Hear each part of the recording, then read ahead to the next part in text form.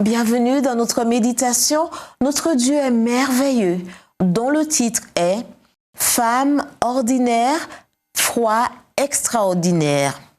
C'est par la foi que Moïse, à sa naissance, fut caché pendant 3 mois par ses parents, car ils virent que l'enfant était beau et ne craignirent pas l'édit du roi.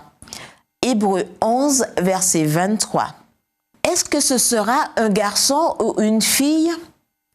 Tous les couples se posent cette question quand ils apprennent qu'ils vont avoir un bébé. Et quelle joie inonde le cœur des parents quand ils parlent du petit être qui naîtra bientôt. Mais ce n'était pas le cas des parents de Marie et d'Aaron quand ils apprirent qu'ils allaient avoir un autre enfant. Quelles circonstances pouvaient ternir ce qui aurait dû être une fête familiale? Rien de moins qu'un décret de mort promulgué par le pharaon égyptien. Vous jetterez dans le Nil tout garçon qui naîtra, mais vous laisserez vivre toutes les filles. Exode 1, verset 22. C'est au moment où la situation du peuple d'Israël en Égypte était la pire que Dieu prépara l'arrivée d'un libérateur. Mais le plan devait se réaliser par la foi. Et cette fois, Dieu la trouva là où l'on s'y attendait le moins. Un trio de femmes. Premièrement, les sages-femmes qui refusèrent d'obéir à l'ordre royal disant de tuer les petits garçons. Leur nom, Shifra et Poua. Voir Exode 1, verset 15.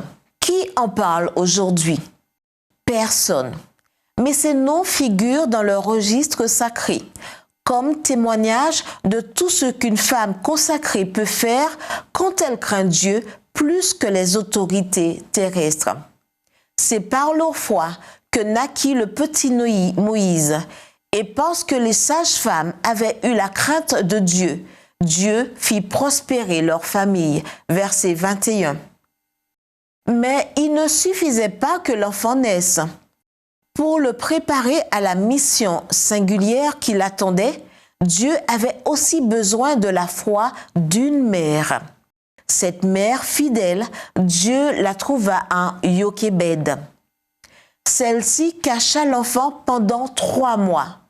Mais ne pouvant plus le cacher, elle prit pour lui un coffret de jonc qu'elle enduisit de bitume et de pois. Elle y mit l'enfant et le déposa parmi les roseaux sur le bord du Nil. Exode 2, verset 3. Parlons-nous de foi? C'est ça la foi. Par son acte de désobéissance civile, cette femme défia la nation la plus puissante du monde antique. Et ce, parce qu'elle n'eut pas peur de l'édit du roi. Comme les sages-femmes. Combien de fois l'enfant Moïse entendit-il le récit de sa naissance miraculeuse?